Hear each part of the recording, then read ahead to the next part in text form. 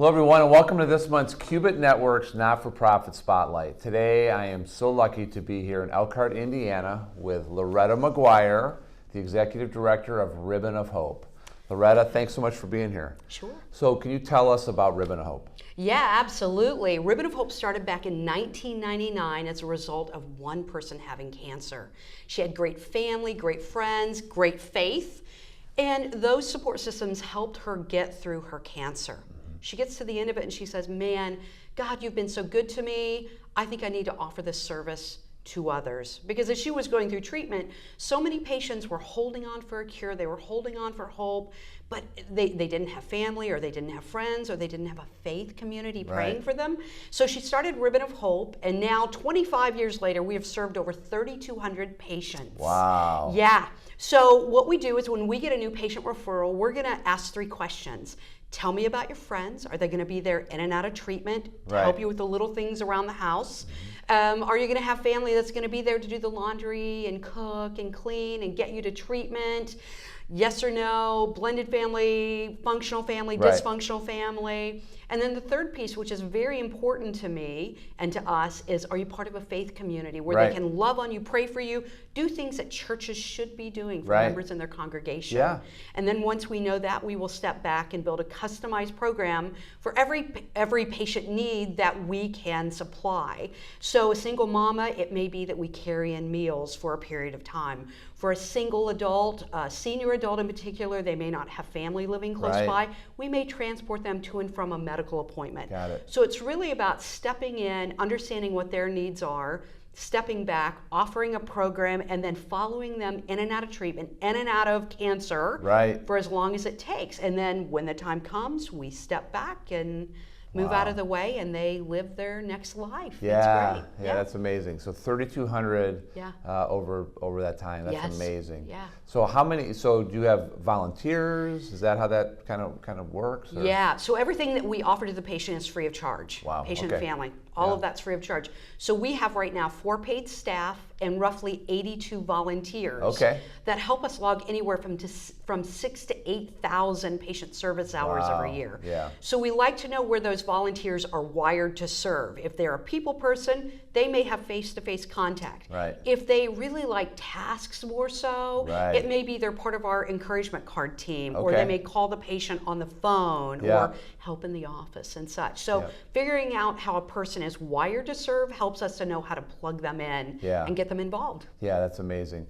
So do you have any success stories? Or Oh, I have a lot. After 18 and a half years of being here, I have a lot. But one that stands out, I remember it was soon after I started at Ribbon, we got a call from a case manager at one of the hospitals, and they said, you know, this patient, she's not eating. Her family is pretty much out of the picture. She's become very cold-hearted. She's alone. She doesn't have any friends, and she's not eating. And if she doesn't eat, she can't take treatment.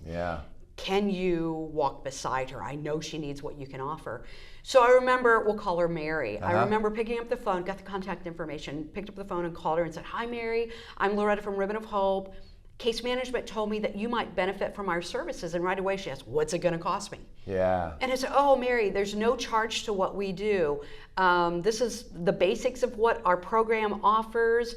What can we do to help you? Can we bring in a meal? And she said, what's it gonna cost me? You know, why would you do this? And so was able to talk her through that. And I said, Mary, if we could bring you a meal this weekend, what would you like? I can't promise you anything, but what would you really like? And she said, well, if you're offering, I'm gonna tell you, beef and noodles. And don't bring fake mashed potatoes. I want real mashed potatoes. And so I remember thinking, wow, this woman, you know, but you could hear it. She was really hardened because of life circumstances. And I get off the phone, we're gonna deliver food the next night. I get on the phone with our meal team leader and I said, hey, I've got someone who's really hurting. She really needs a friend. This is what she's wanting, and please, whatever you do, real mashed potatoes. So, and I said, and call me when you leave because I want to make sure you get out and there's no issues. And so, okay. So, and our volunteers are amazing. So the volunteer drops the food, spends a little bit of time with her, leaves.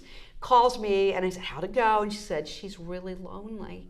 She has no one to support her, no one to encourage her. And I had a great visit. So I think this is the beginning of a great opportunity. Yeah. So Monday morning rolls around, and I knew the food had been delivered, and I knew what had happened, but I pick up the phone and I call Mary. Yeah. Mary, this is Loretta. I just want to make sure that you received your real mashed potatoes and your food. And I remember Mary was different. She said, yeah, she came. And not only did she bring mashed potatoes and the real mashed potatoes, but she said she brought a lot for more than one meal, and there was a salad and there was dessert. And she sat and she talked to me for a while. Wow. And I said, yeah, that's great. That makes me really happy to hear. Yeah. Did that help? And she said, yes. Loretta, why would you do this for me? And I said, Mary, you matter. Yeah. You are more than just a case file. You matter. And if you could imagine, Ryan, every day we get to walk into the life of a cancer patient, various situations, their stories are similar, but never the same. Sure.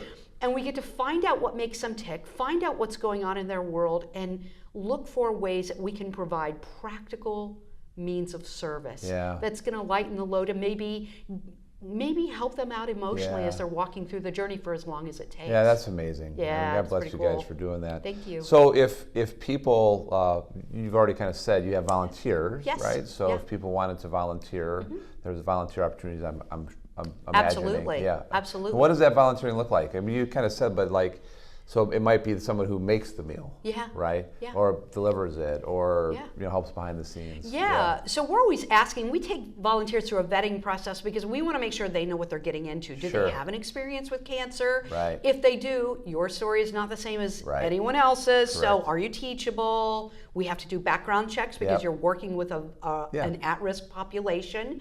So we take them through that process, and then we're going to find out, how are you wired to serve? Do you like working with people? Do you like tasks? What's your giftings? And then from that, we'll let them job shadow. Yeah. We have job descriptions for every position that's available, and then we train them for success. We send them out to do the work. We monitor them, hold them accountable, retrain where needed. But the idea is the volunteer who has maybe an extra hour a week or an hour a month, or maybe they can help us work on special event, production and expedition. That's awesome. Where's the volunteer? What do they have to offer? What kind of time do they have to commit? And then we offer based on what we have available. Gotcha. Yeah. Well, that's great. So if people wanted to find out more. Yes. Yeah, go to ribbonofhope.org. Okay. Ribbonofhope.org. Got it. To check out information on how we serve patients, how you can volunteer, a little bit about our history and who we are and what we do and where we're going. Chance to give there too, I Absolutely. imagine. Okay. Yeah, everything we provide is free of charge, so donations are greatly appreciated. Helps us keep the costs down. Yeah. Well, thank you so much for what you do. Thank you. I've said this before on some of these, but this is like the highlight of my month, is to come out and meet the not-for-profits that we spotlight, and just the work you're doing in your community. And I imagine, the Marys of the world, like it means the world to them. So thank you so much. Thank you. And thank you all for watching.